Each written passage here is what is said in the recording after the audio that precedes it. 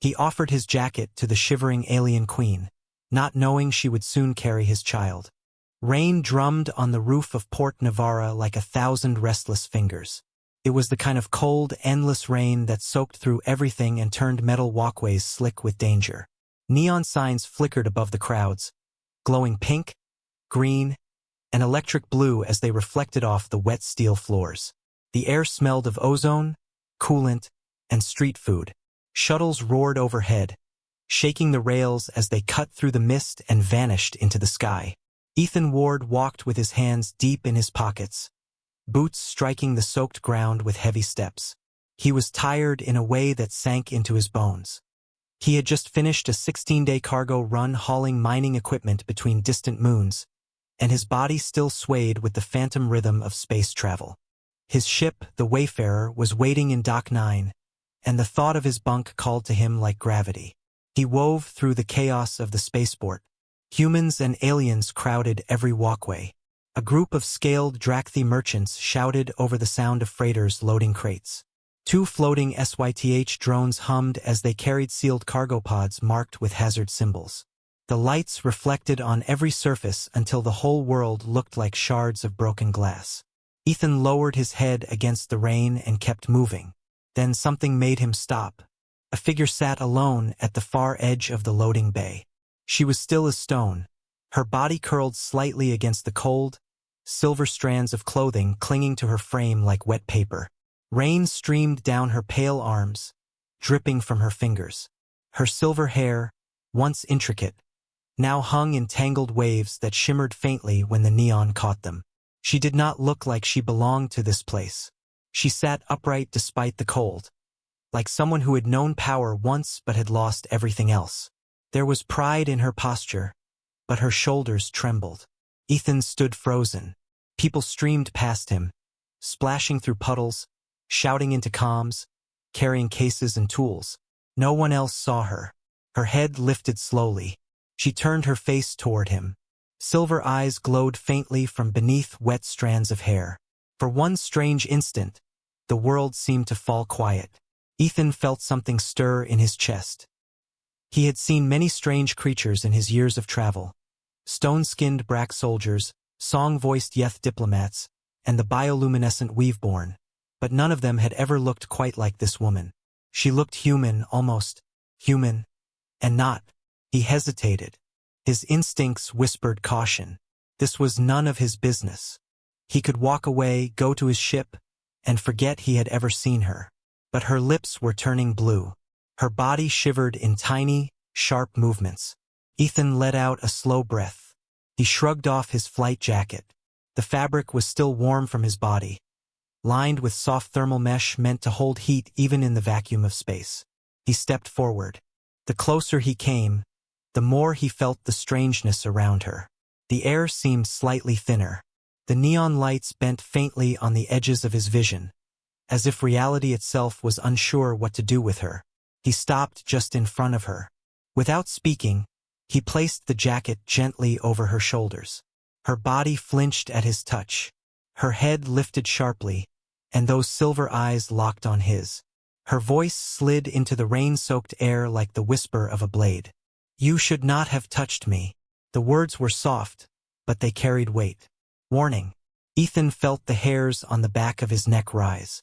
But he did not pull away. "You are freezing," he said. His voice was steady. "Come on. Let me help you." He held out his hand. Rain ran down her face. For a long moment, she did not move. Then she reached out and took his hand. Her fingers were cold as ice. Ethan pulled her gently to her feet. She swayed slightly, then steadied. His jacket hung too large on her shoulders, swallowing her thin frame. She looked at him as though she was trying to understand why he had done what he just did. He did not have an answer for her. He only knew that she had been alone in the rain, and now she was not. "Come on," he said softly. They began to walk through the crowd together. The rain fell harder now, ringing on the metal roofs above them. The walkways shone like rivers of glass. No one paid them any attention. But Ethan could not stop glancing at her out of the corner of his eye. Her eyes caught every flicker of neon like liquid silver. Her face was carved with quiet strength, but exhaustion shadowed every line. She moved like someone who was used to command, but had been carrying far too much for far too long. The spaceport swallowed them, the noise of engines and footsteps surrounding them again. And Ethan knew, though he could not explain why, that nothing about his life would be the same after this night. The walk back to Dock 9 felt longer than it had ever been. The woman said nothing as they moved through the glowing streets of Port Navarra. Ethan kept half a step ahead, glancing back every few moments to make sure she was still there. She stayed close behind him, her bare feet silent against the soaked floor. His jacket hung from her shoulders like a shadow, far too big for her, but she held it closed with delicate fingers as if it were the only thing anchoring her to this world. Rain streamed off the curved metal walls of the docking tunnels. Cargo drones hummed past on silent tracks. Somewhere above, the deep bass roar of a departing freighter shook the ceiling. They reached Dock 9. Ethan's ship waited at the far end of the platform, crouched like a dark bird ready to leap. The Wayfarer was not much to look at. Scarred black hull, patched armor plates, and engines that growled like old predators. But she had never failed him. He had flown her through asteroid storms and battle debris fields. She was the only thing in the galaxy that felt like home. He palmed the entry panel. The hatch hissed open, releasing a soft puff of warm, dry air. The woman hesitated just outside the threshold. Ethan turned back to her. "Inside," he said gently. "You will be warm." She stepped forward, silent and wary, like an animal testing new ground. The door sealed behind them with a sharp hiss. The sudden quiet of the ship wrapped around them. The storm outside became a dull murmur through the hull. Warm light glowed from strips along the ceiling. The air smelled faintly of engine oil, old coffee, and recycled oxygen. A voice echoed through the cabin. "Well, this is new," it said. "Either I am hallucinating, or you just dragged a glowing stranger onto my decks." Ethan sighed. "Hello to you too, Tessa." The voice belonged to the ship's AI, a presence that had been part of the Wayfarer since long before Ethan had owned her. "Seriously," Tessa continued, her tone dry as old paper. "What happened? Did you see a mysterious figure in the rain and think, 'Yes, let us make my life more complicated tonight'?" "She was freezing," Ethan said. "I could not leave her there." Tessa made a soft beeping noise like a sigh. "Compassion, my least favorite of your traits." Ethan ignored her and turned to the woman. She stood just inside the entryway, rainwater dripping from her silver hair to the metal floor. Her eyes moved slowly over the ship's interior. He could not tell if she was studying it or memorizing every detail in case she needed to escape. "You can sit," Ethan said. He gestured toward the padded bench along the wall. She moved carefully and lowered herself onto it, keeping her back straight. For several long moments, the only sound was the hum of the engines cooling. Then Ethan spoke again. "What is your name?" The woman's gaze flicked to him, sharp as a blade. Silence stretched between them like a drawn wire. Then she said, quietly, "Aranel." The name felt heavy, ancient, like it carried 1,000 stories behind it. Ethan nodded once. "All right, Aranel. You are safe here." Her lips moved as if forming words she chose not to speak. Then, almost as an afterthought, she added, "You should not have touched me." "You already said that," Ethan replied. "This is not for your safety," she said softly. "It is for mine." Something in her voice made the hairs on his arms rise. She looked down at the floor. "I am Aranel of the Scifi, Queen of the 12 Houses." The air in the room seemed to change. Ethan stared at her. He had heard that name before. Everyone had. The Scifi Empire stretched across half the Orion Arm. Their ships were living works of art. Their cities were built from grown crystal and sung metal. Their queen was said to be as distant as the stars themselves. And she was sitting here in his ship, dripping rain on his floor. "You are joking," Tessa said flatly. Aranel did not respond. She lifted her gaze, and Ethan saw the silver fire behind her eyes. "I was traveling in disguise," she said. "Only my personal guard, Captain Viral, knew where I was. He betrayed me. He left me here. He will return to the capital and tell the council I am dead. He will claim my throne." Her words were steady, but her hands clenched the jacket tighter around her. Ethan ran a hand through his damp hair. His heart was beating hard now. "Do they know you are here?" "No. And if they find me before I return?" Her voice trailed off like smoke. Tessa broke the silence. "Ethan," she said, "you cannot be serious. Do you have any idea how many people would kill for her? And you just brought her home like a stray cat." Ethan stepped toward the cockpit. "We are leaving." "What? Now?" he said. He slid into the pilot seat and began flipping switches. The hum of the engines grew louder as the ship woke from standby. Aranel stood, the silver strands of her torn clothing glimmering faintly in the warm light. "You would help me?" "Yes," Ethan said simply. "Why?" He looked back at her. "Because you are alone, and no one should be." Her expression did not change, but something in her eyes softened for half a heartbeat. The Wayfarer shuddered as its landing clamps released. The docking bay lights flashed warning red. Tessa muttered, "This is a terrible idea." "Probably," Ethan said. The engines roared. The ship rose from the platform, swung toward the glowing sky, and shot upward through the storm. Rain burned away from the hull as they punched through the clouds, and Port Navarra fell away behind them, vanishing into the mist. The stars stretched into bright white lines as the Wayfarer tore through the void. Space outside the viewport was a river of light, endless and silent. The steady hum of the engines filled the cabin like a heartbeat. Ethan sat in the pilot's seat, hands loose on the controls. The long tension from the spaceport had faded into the background hum of instinct. This was where he always felt most alive, adrift in the cold dark between suns. Aranel sat in the co-pilot chair beside him, wrapped in his jacket. The warm fabric swallowed her slim frame. She stared out the window with wide silver eyes, watching the stars bend. For a long time, neither of them spoke. Finally she said, "Your kind lives on a blue world, yes?" "Yes," Ethan answered. "Blue skies, blue oceans, more water than land." She turned her head slightly. "And you left it behind." Ethan gave a small shrug. "Had to. War changed everything.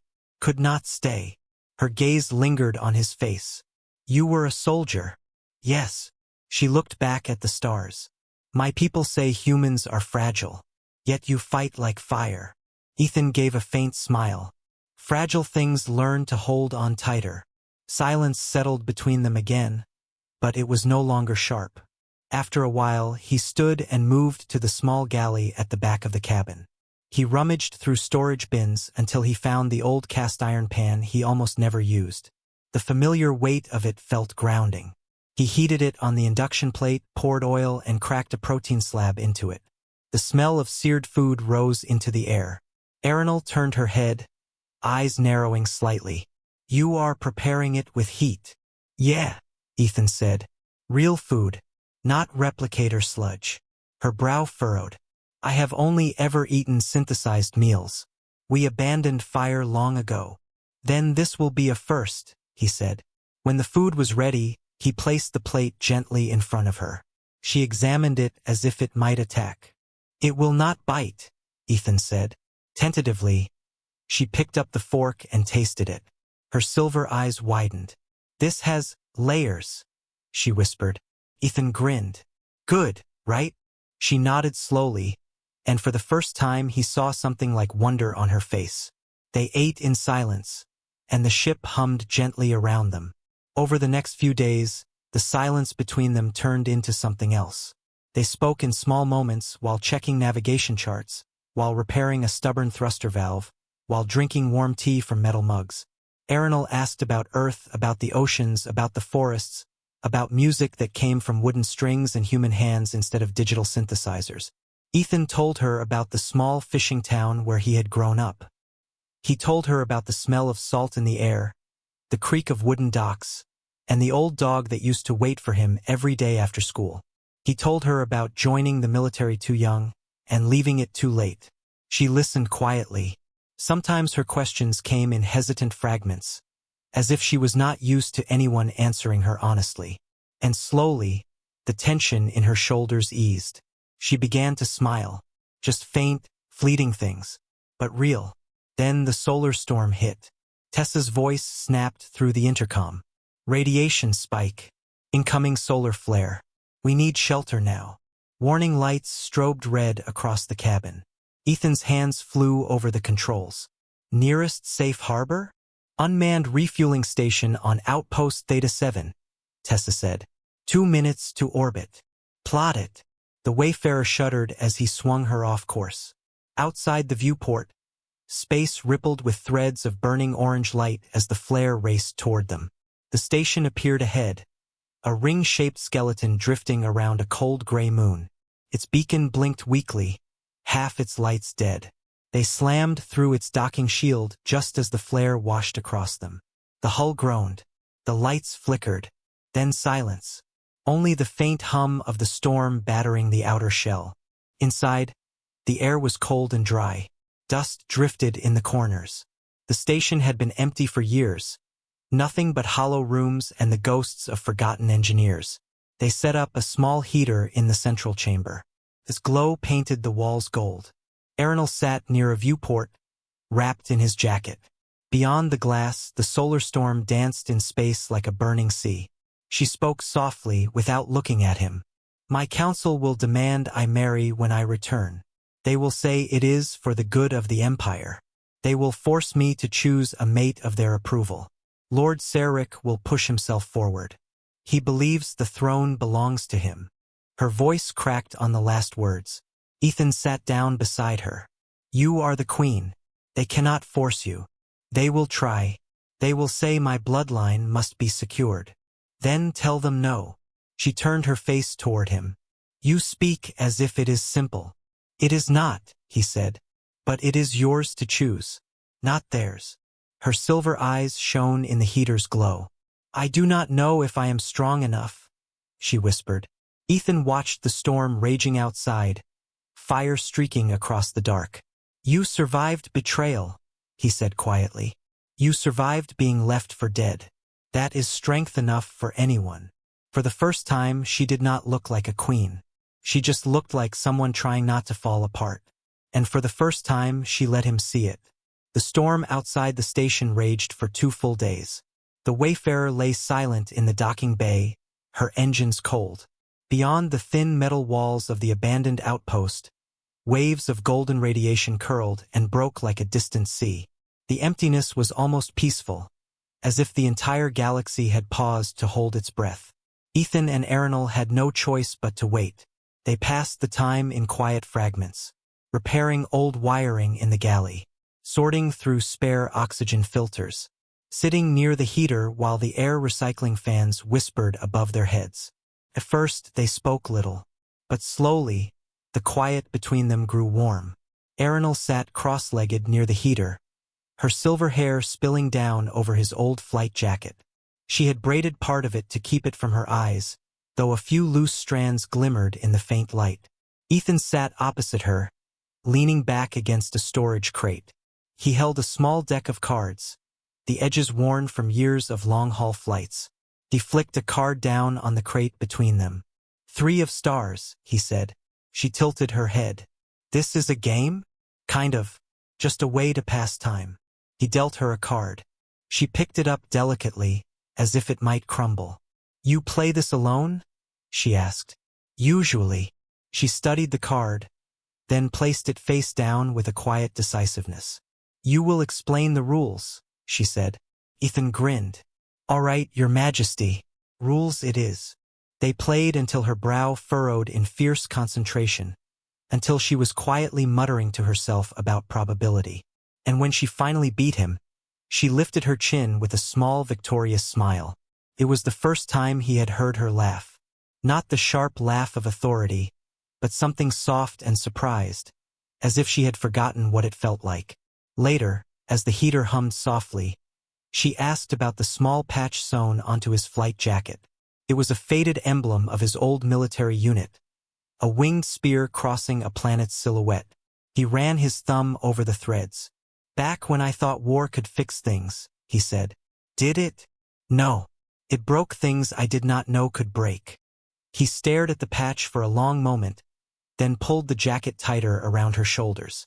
Her eyes lingered on him. And after the war? I tried to go home. Did not fit there anymore. So I bought a ship and started running cargo. Drifting. Easier to keep moving than to stop and wonder who I am supposed to be now. She was silent, studying his face. Then she said quietly, "You are more than drifting." Her words landed heavier than she probably meant. For a long moment, neither of them looked away. That night, the storm peaked. Radiation waves crashed against the station, rattling the metal walls. The power flickered and the lights dimmed to a low amber glow. Ethan stood by the viewport, watching the cosmic fire rage in silence. Aranel approached quietly, her steps soft on the cold metal floor. She stopped beside him. The glow of the storm caught in her silver eyes. "When I was young," she said, "I believed my destiny was carved into the stars, that I was born to rule, and that the stars themselves would carry me to my throne." Her voice trembled faintly. "But now, the stars feel like chains." Ethan turned his head toward her. "You do not want to rule? I want to choose, and I have never been allowed to choose anything for myself." The storm flashed outside, lighting the room in blazing gold. She looked up at him. "I feel safe here, safer than I have ever felt in my own court." Ethan's voice was quiet. "I am glad." She searched his face, as if trying to solve some impossible puzzle. "I do not understand why," she whispered. "I do not understand why I feel this with you." Ethan's heart hammered, though he did not move. "Maybe you do not need to understand." Her fingers rose, hesitant, and brushed lightly over the old scar at his jawline. The touch was so soft it felt like memory. "I have never been close to a human," she said. "Never wanted to be, until now." Ethan lifted his hand and gently closed it around hers. For a moment, they stood still, the storm blazing outside, the heater whispering warmth at their backs. Then she stepped closer. Her forehead rested lightly against his chest. Ethan wrapped his arms around her, slow and careful, as if she might vanish. She tilted her head up, and their lips met, hesitant at first, then certain. Not rushed, not hungry, just quiet and real. Later, they lay on the thin blankets they had spread near the heater, the storm fading to distant crackles. Aranel's head rested against his shoulder. The silver light of her eyes had dimmed to a soft glow. "You make the galaxy feel smaller," she whispered. "And you make it feel like it matters," Ethan said. She smiled faintly, and her eyes drifted closed. Outside, the solar storm slowly passed. Inside, the space between them was gone. The solar storm faded, leaving only a thin shimmer of charged dust behind. Ethan guided the wayfarer out of the old station's bay doors, the engines glowing steady once more. The galaxy opened around them, deep and endless, scattered with cold stars. Aranel stood silently at the viewport, her reflection layered over the blackness of space. She wore her royal bearing again, though softer now. The old tension had returned to her shoulders, like a cloak she could not shed. Ethan watched her from the pilot's seat. He could see the shift in her eyes, the way she seemed to fold herself back into the person she had been before their quiet nights. They were heading straight into her world again, and it was already reaching for her. The Scifi capital hung like a jeweled crown above a green and gold planet. Massive rings of crystal and steel encircled the city station, each layer carved with glowing glyphs. Vast spires rose into the thin atmosphere, glimmering with energy conduits like veins of light. Ethan had seen great cities before, none like this. As the wayfarer approached, streams of royal escort ships rose from the docks below. Their hulls gleamed like silver scales. Their engines burned in perfect synchronization. Aranel stood straighter, shoulders high, chin lifted. Her voice was calm, but her hands curled tightly at her sides. "Once we dock, they will separate us," she said. "I figured," Ethan answered. "They will accuse you of violating me. It will be loud. They will try to break you with shame. Let them try." Her eyes flicked to him. He was not smiling. She let out a slow breath. Do not fight them, no matter what they say. I will come for you. Ethan gave a small nod. I know. The moment they landed, the bay flooded with guards. Scifi soldiers in pale armor moved like blades of light. Their helmets shimmered with shifting patterns that echoed their heartbeats. Their spears pulsed with coiled plasma. Ethan stepped down the ramp beside Aranel. The soldiers instantly surrounded him, weapons raised. Aranel lifted her hand. Stand down. A tall figure strode through the ranks. His armor was black-edged in crimson, and his eyes glowed the color of dying suns. Lord Shivering. He bowed sharply to Aranel, though it was the kind of bow that tasted like mockery. Your Majesty, you return at last. His gaze slid to Ethan. And you bring contamination. His name is Ethan Ward, Aranel said. He is the man who saved my life. Shivering's mouth curved like a blade. Saved. Or seduced. At his gesture, 2 guards seized Ethan's arms. Energy cuffs hissed around his wrists. Aranel stepped forward, but Shivering blocked her with a single hand. You will attend the council, he said. The human will be confined until we decide what punishment fits his violation. Aranel's voice sharpened like breaking glass. He violated nothing. You returned wearing his scent.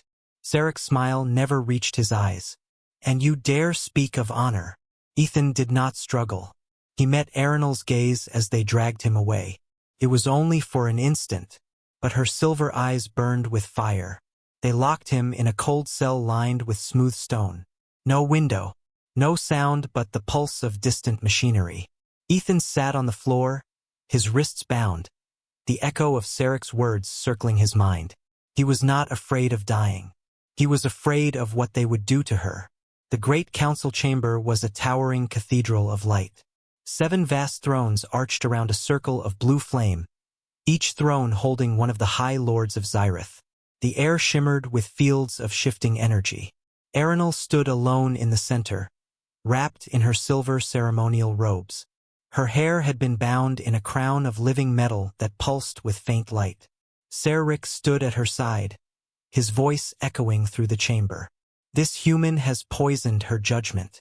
He has corrupted the bloodline. He must be erased, and all record of him destroyed. The Zyrith throne cannot be tainted by lesser species. Ethan was dragged into the circle, still bound, his boots scraping the smooth floor. He raised his head.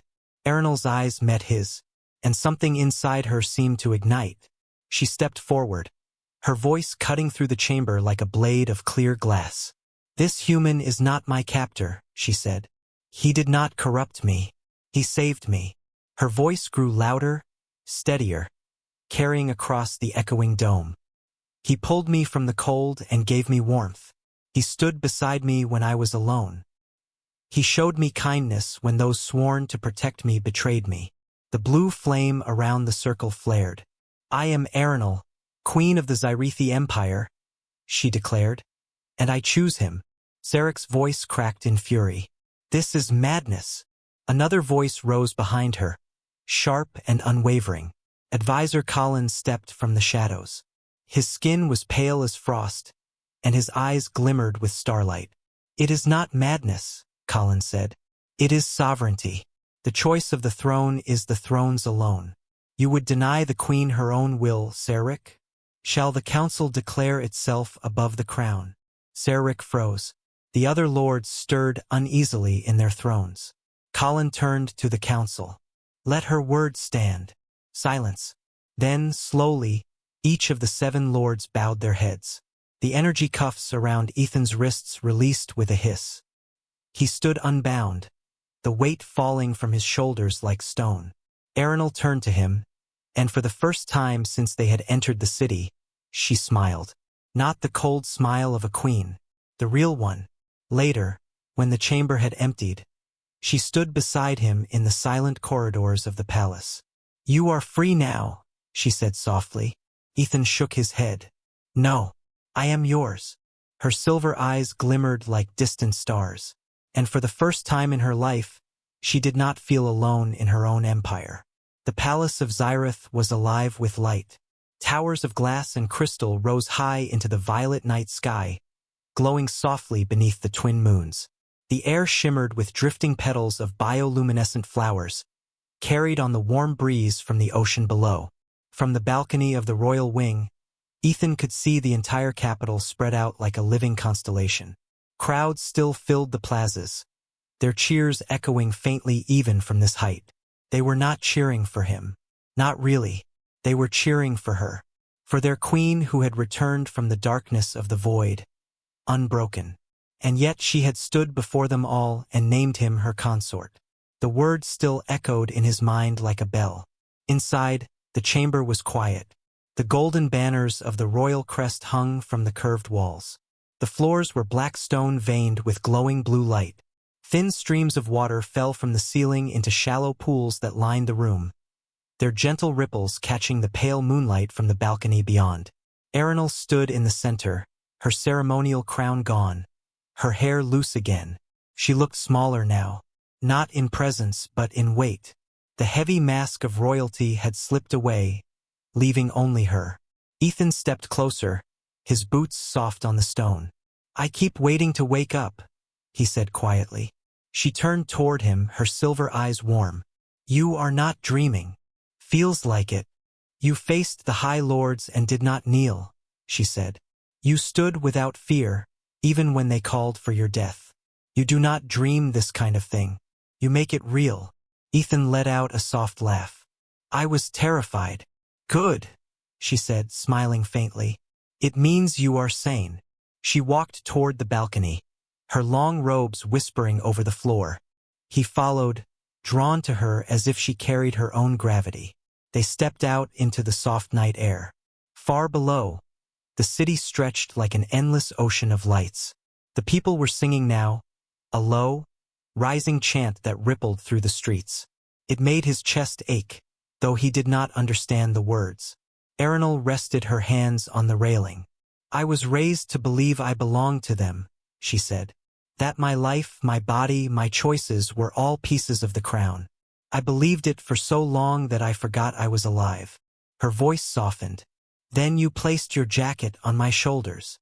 Ethan stood beside her, silent. "That night," she continued, "I felt warm, not because of the jacket, because someone saw me, not the queen, me." Her silver eyes found his. "And now I must tell you something that will change both our lives." She turned fully to him. Her hand trembled just slightly as she lifted it and placed it over her abdomen. A faint glow rippled under her skin, like the shimmer of distant starlight. Ethan stared, uncomprehending. "Our kind rarely create life," she said softly. "It happens only when two souls align beyond choice, beyond logic. It is sacred." Her voice became a whisper. "I am carrying your child." Ethan's breath caught. For a long moment, the city noise below faded, and all he could hear was the beating of his own heart. "Are you sure?" he asked, though he knew the answer. Her eyes glimmered with quiet joy. "I felt the spark this morning. Our healers will confirm it, but I know. Every queen knows." Ethan sank slowly to one knee in front of her, his hands shaking as he gently covered hers. Beneath her palm, he could feel the faint warmth of life. Life that was theirs. Life that would change everything. "They will see this as a miracle," she said. "An heir born not of arrangement or duty, but of choice, of love. It will reshape our empire." Ethan looked up at her, still kneeling. "And if they hate it?" Her smile was small but certain. "Then they will learn." He rose to his feet, still holding her hands. His voice was steady. "Then I will stand with you." "You already do," she whispered. The chant from the city below swelled louder, a rising wave of sound that seemed to shake the air itself. Aranel turned toward the railing, pulling him gently beside her. The balcony doors opened behind them and Advisor Collins stepped into the moonlight, bowing deeply. "The people are calling for their queen," he said. "And for the one she chose." Aranel's lips curved faintly. "Then let them see us." She led Ethan forward. They stepped out to the very edge of the balcony. The sight below stole his breath. A sea of countless faces filled the plaza and streets, lit by floating lanterns that drifted like tiny suns. The twin moons cast silver light over all of it, making the entire world look as if it had been carved from crystal and dreams. The crowd roared as Aranel raised her hand in greeting. The roar deepened when Ethan stepped beside her. She did not speak. Instead, she took his hand gently in hers, lifted it, and placed it over her stomach. The light there pulsed once, like the heartbeat of a star. The crowd gasped as one, then erupted into a thunderous wave of sound that shook the balcony under their feet. Ethan felt his eyes burn, though he did not understand why. Maybe because for the first time in his life he was not drifting. He was anchored, not to duty, not to war, not to the past. To her, to them, to the future of an entire empire. They stood together beneath the moons, hand in hand, while the city roared their names. And for Ethan Ward, the wandering cargo pilot who once thought he had no purpose, this was the moment he finally belonged to the stars.